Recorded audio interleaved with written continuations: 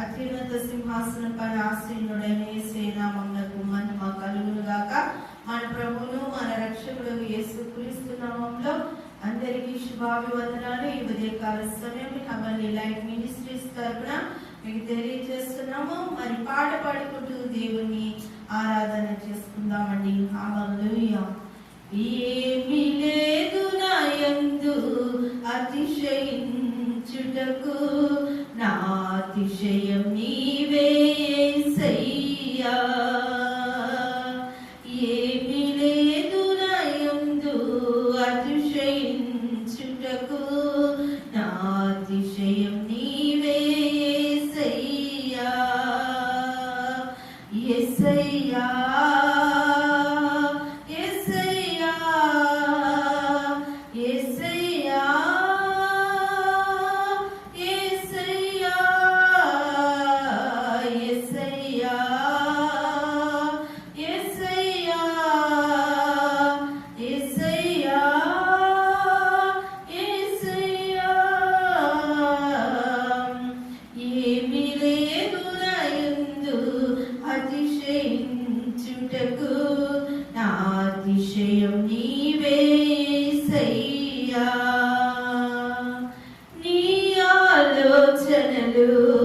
అతి గంభీరములు, అవి నా ఊహకు అందనివి.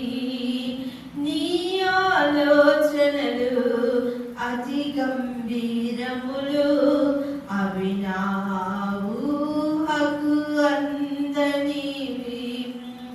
ఉన్నత స్థానములో నన్ను నిలుపుటకు, ఉన్నత స్థానములో నన్ను నిలుపుటకు, పెంట కుప్ప నుండి నన్ను లేపావు దేవా.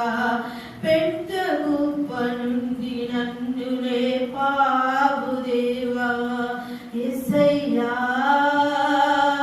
యేసయ్యా యేసయ్యా యేసయ్యా యేసయ్యా యేసయ్యా యేసయ్యా యేసయ్యా. ఏమీ లేదు నా యందు అతిశయించుటకు, నా అతిశయం నీవే యేసయ్యా. ఏమీ లేదు నా యందు అతిశయించుటకు, నా అతిశయం నీవే యేసయ్యా. హల్లెలూయా. ఈ ఉదయకాల సమయంలో మరి వాగ్దానాన్ని మనం విందామండి. మన మధ్య ఉన్న పాస్టర్ సాల్మన్ రాజు గారు సంఘ కాపరి వచ్చి వాగ్దానాన్ని మనకి తెలియజేస్తారు.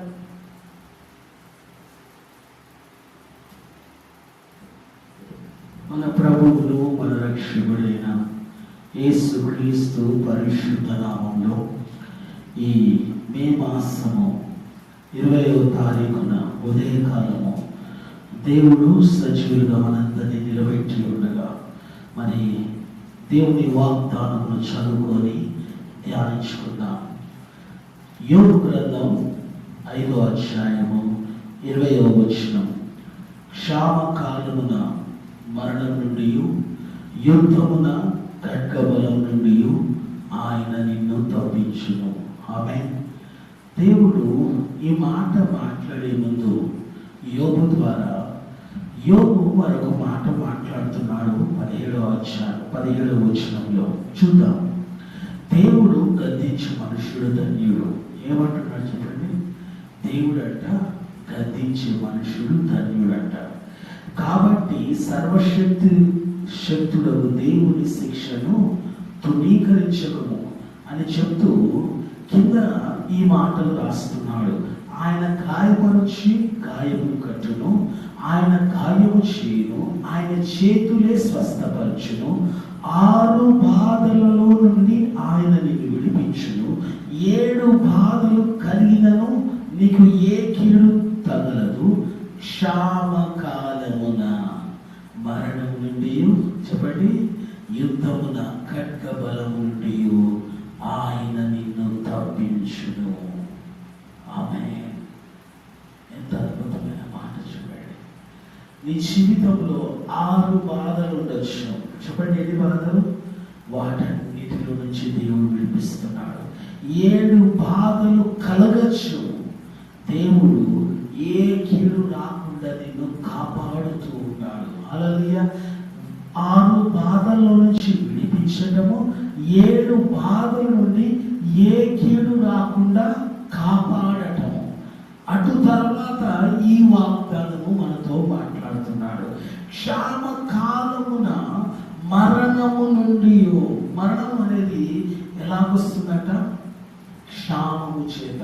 క్షామము అంటే ఏంటంటే కరువు. చెప్పండి, కరువు కాలమున అని అర్థము. నీ జీవితంలో కరువు అనేది లేకుండా దేవుడు చేస్తాడు. కరువు రానియకుండా చేస్తాడు. నీ జీవితంలో నువ్వు ఎన్నడూ క్షామకాలాన్ని చూడవు. ఆ క్షామకాలం వల్ల వచ్చు మరణ భయము నుండి, లేకపోతే మరణము నుండి దేవుడు నిన్ను తప్పించబోతూ ఉన్నాడు. అంటే నిన్ను అంటే నీ కుటుంబాన్ని, ఆమేన్. నిన్ను అంటే నీ జనాంగమును, ఆమేన్. నిన్ను అంటే నీ దేశమును. హల్లెలూయా. నిన్ను అనగానే నువ్వు ఒక్కడే కాదు, నీతో పాటు నీకున్న సమస్తమును దేవుడు క్షామకాలము నుండి, మరణము నుండి దేవుడు తప్పించబోతున్నాడు. రెండో మాట ఏంటి? యుద్ధ ఖడ్గమున, యుద్ధ ఖడ్గ బలమున. చెప్పండి, యుద్ధము ద్వారా వచ్చే ఖడ్గ బలము నుండి దేవుడు నిన్ను నన్ను తప్పించబోతూ ఉన్నాడు. ఆమేన్. యుద్ధాలు జరుగుతూ ఉంటాయి. ఆ యుద్ధాల్లో ఎంతో మంది ఖడ్గము చేత హతులవుతూ ఉంటారు. ఎంతో మంది ఖడ్గము చేత లోకాన్ని విడిచి వెళ్ళిపోతూ ఉంటారు. కానీ దేవుడు ఏమంటే, ఆ ఖడ్గ బలము నుండి నేను నిన్ను విడిపించదను, నిన్ను తప్పించదను, నిన్ను విమోచించదను, నిన్ను అందులో నుండి బయటికి తీసుకొని వచ్చేదను అని వాగ్దానం చేస్తూ ఉన్నాడు. ఆమేన్. దానికి ముందుగా నువ్వు గ్రహించాల్సింది ఏంటంటే, దేవుడు అంటున్నాడు 17వ వచనంలో ఏమన్నట్టున్నాడు చూడండి, ఆయన గద్దించు మనుషుడు ధన్యుడు అంటున్నాడు. నీకు ఈ ఆశీర్వాదము, ఈ వాగ్దానం నెరవేర్చబడాలి అంటే నీవు దేవుని గద్దింపునకు స్వీకరించేవాడిగా ఉండు. హల్లెలూయా. దేవుని గద్దింపుకు నువ్వు అర్థం చేసుకునేవాడుగా ఉండు. అరే, దేవుడు నన్ను గద్దిస్తున్నాడని బాధపడకు. దేవుడు గద్దిస్తున్నాడు అంటే దేవుడు నిన్ను ఒక రోజు మరణము నుండి తప్పించడానికి గద్దిస్తున్నాడు. హల్లెలూయా. నిన్ను ఖడ్గ బలము నుండి తప్పించడానికి దేవుడు నిన్ను గద్దిస్తున్నాడు. మనందరం ఏమనుకుంటామంటే, తల్లిదండ్రులు గద్దిస్తుంటే పిల్లల్ని, అబ్బా తల్లిదండ్రులకి ఏం పర్లేదు, ఎప్పుడు చూడు గద్దిస్తూ ఉంటారు, ఎప్పుడు చూడు సరి చేస్తూ ఉంటారు, ఎప్పుడు చూడు నన్ను తప్పు పడుతూ ఉంటారు అని అనుకుంటాము. కానీ వారు తప్పు పట్టినా, సరి చేసినా, గద్దించినా, ఎందుకు అంటే నీవు ఒక అపాయంలో చిక్కుకోకుండా, నీవు ఆపదలో చిక్కుకోకుండా, నీవు నష్టంలోకి కూలిపోకుండా నిన్ను గద్దిస్తూ ఉంటారు, నిన్ను సరి చేస్తూ ఉంటారు. ఇక్కడ దేవుడు కూడా గద్దిస్తున్నాడంటే నువ్వు ఖడ్గ బలానికి సమీపిస్తున్నావని, నువ్వు క్షామకాలానికి సమీపిస్తున్నావని, నువ్వు లోబడ్డావనుకో, నువ్వు విధేయుడుగా ఉన్నావనుకో, నువ్వు దాన్ని స్వీకరించావనుకో, ఆ రోజు దేవుడు నిన్నేం చేస్తాడు? మరణ బలము నుండి, ఖడ్గ బలము నుండి దేవుడు నిన్ను విడిపిస్తాడు. ఆమేన్.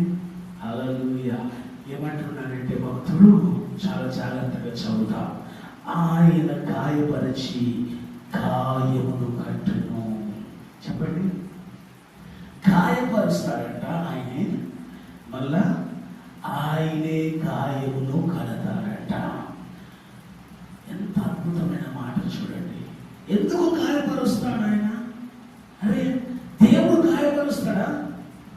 ఎందుకు దేవుడు నిన్ను నన్ను గాయపరుస్తున్నాడు అంటే, నీవు ఆయన చేసే ఆయన ప్రక్రియ, చెప్పండి ఏంటది? ప్రక్రియ నీకు అర్థం కావాలి. ఆయన ప్రక్రియ నీకు అర్థం కాలేదనుకో, అది ఒక గాయంగా కనపడుతుంది, ఒక నొప్పిగా, బాధగా కనపడుతుంది. కానీ ఆ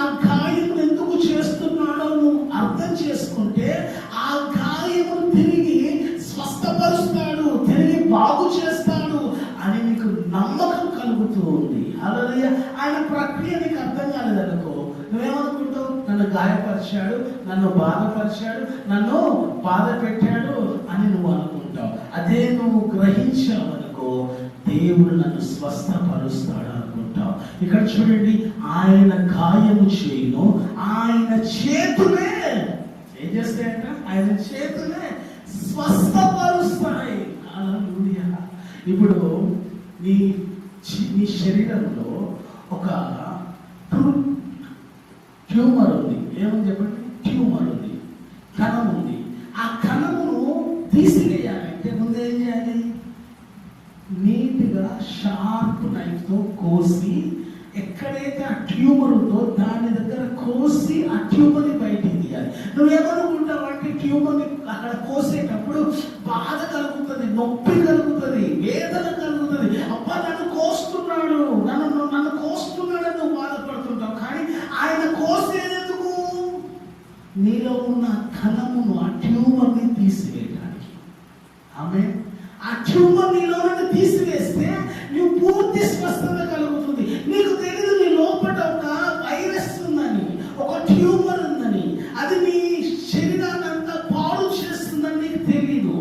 దాన్ని బట్టి నువ్వేమనుకుంటావు? అరే దేవుడు నన్ను ఇంకా గాయపరుస్తున్నాడు అని అనుకుంటావు. కానీ ఆయన గాయము చేయును, ఆయన చేతులే నిన్ను స్వస్థపరచును. దానికి అర్థం అది, ఆయన ప్రక్రియ అది, అది చేసే విధానం అది. అప్పుడు అంటున్న మాట ఏమంటే, 6 బాధలు కలిగినను ఆయన నిన్ను విడిపించును, 7 బాధలు కలిగినను నీకు ఏ కీడు రాకుండా కాపాడును, క్షామకాలమున మరణం నుండి, చెప్పండి, యుద్ధమున ఖడ్గ బలము నుండి ఆయన నిన్ను తప్పించును. ఆమె ముందుగా మనం గ్రహించాల్సింది ఏంటంటే దేవుని ప్రక్రియ.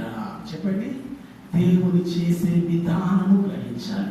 దేవుడు కాపాడాలి, దేవుడు విడిపించాలి, దేవుడు మనం తప్పించాలి, దేవుడు మనం భద్రపరచాలి, దేవుడు మనం స్వస్థపరచాలి, దేవుడు మనం బాగు చేయాలి అంటే ముందుగా ఆయన ప్రక్రియ నాకు అర్థం కావాలి అని గ్రహించు, నీకు అర్థం కావాలని గ్రహించు. అటు తర్వాతనే దేవుడు తన ప్రక్రియల నుండి నీకు ఏ విధంగా స్వస్థత ఇవ్వబోతున్నాడు, ఏ విధంగా నేను బాగు చేయబోతున్నాడు, ఏ విధంగా నేను తప్పించబోతున్నాడు, ఏ విధంగా నేను విడిపించబోతున్నాడో నీకు స్పష్టంగా నీకు అర్థమవుతుంది. అంటే కొంచెం కూడా కాదు, స్పష్టంగా అర్థమవుతుంది. ఆమె యోబు మాట్లాడుతున్న మాటని, యోబు ఎంతో గాయపడిన స్థితిలో ఉన్నాడు. ఎప్పుడు మాట్లాడుతుంది ఈ మాటలు? యోబు తన శరీరం అంతా ఏమైపోయింది? కురుపులతో నింపబడింది, చీము కారుతుంది. ఆ సమయంలో మాట్లాడుతున్నాడు, దేవుడు నన్ను గద్దించాడు, సర్వశక్తి దేవుడు నన్ను నేను తృణీకరించలేదు, ఆయన గద్దింపునకు నేను లోబడ్డాను, ధన్యుడుగా భావిస్తున్నానని మాట్లాడుతున్నాడు. ఈరోజు నీవు కూడా ధన్యుడుగా భావిస్తే, ఆయన శిక్షను నువ్వు స్వీకరిస్తే దేవుడు ఖచ్చితంగా నిన్ను నన్ను నేర్పించబోతున్నాడు. నేను ఈరోజు మా పరిస్థితి చూస్తే ఎంతో భయంకరంగా ఉంది. కానీ నేనేమనుకుంటా అంటే దేవుడు నన్ను ఏం చేస్తున్నాడు? గాయపరుస్తూ నన్ను స్వస్థపరుస్తున్నాడని నేను నమ్ముతున్నాను. I believe strongly God is making me so much pain, but He is going to deliver me from that pain. He will heal my heart, He will heal my soul, He will heal my pain, He will heal my every struggle. నువ్వు నమ్మాలి అది, నేను నమ్మాలి అది, కాన్ఫిడెంట్గా ఉండాలి, విశ్వాసంతో ఉండాలి, నిరీక్షణతో ఉండాలి. సిచ్యువేషన్ని లేకపోతే జరుగుతున్న పరిమాణాలు చూడకుండా దేవుడు ఏం చేయగలుగుతాడో, దేవుడు ఏం చేస్తున్నాడో దాన్ని చూడగలిగితే నీ జీవితము ఆశీర్వాదకరంగా మార్చబడబోతుంది. దేవుడి మాటలు దీవించిన గాక. ఆమేన్. ప్రార్థన చేద్దాం. పరిశుద్ధుడా మా ప్రియ పరలోకపు తండ్రి, ఉదయకాలం నీ మాట్లాడినామా వాక్కును బట్టి వందనాలు, నీ సత్యమును బట్టి వందనాలు, నీ జీవమును బట్టి వందనాలు. గ్రహించిన వారమే, అర్థం చేసుకున్న వారమే, దాని ప్రకారంగా జీవించే కృపను దయచేయండి. అవును ప్రభా, క్షామకాలమున మరణము నుండి తండ్రి తండ్రి యుద్ధమున ఖడ్గబలము నుండి నీవు నన్ను తప్పిస్తానన్నావు.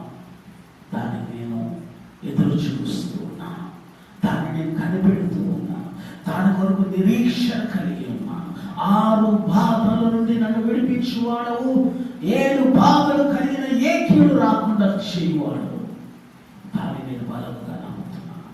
నా చుట్టూ ప్రభా తండ్రి ఎంతో సమస్యలు ఉండొచ్చు, ప్రభా వాక్యం వింటున్న వారి చుట్టూ ఎన్నో సమస్యలు ఉండొచ్చు. కానీ వారందరినీ వాటిలో నుండి విడుదల దయచేయబోతున్నాం, వాటిలో నుండి వారి విముక్తి దయచేయబోతున్నాం. మేము బలముగా నమ్ముతున్నాం. ఎవరికి ఎటువంటి పరిస్థితులు ఉన్నా ప్రభా వారి జీవితాల్లో సమస్యలు కూడా వెళ్తున్నా, వారి జీవితాలు ప్రభా భయంకరమైన తండ్రి కష్టాలు కూడా వెళ్తున్నా, బాధలు కూడా వెళ్తున్నా, నీవు వారిని తప్పించండి, వారిని విడిపించండి, వారికి విమోచన దయచేయమడుతూ వారిని దీవిస్తూ యేసు నామములో అడుగుచున్నాము మా ప్రియ తండ్రి, ఆమేన్. అందరికీ praise the lord. Pastor Solomon Raj YouTube channel ప్రతి ఒక్కరు సబ్స్క్రైబ్ చేసి, లైక్ చేసి, షేర్ చేయాల్సిందిగా కోరుతూ మాటలు ఇస్తున్నాను.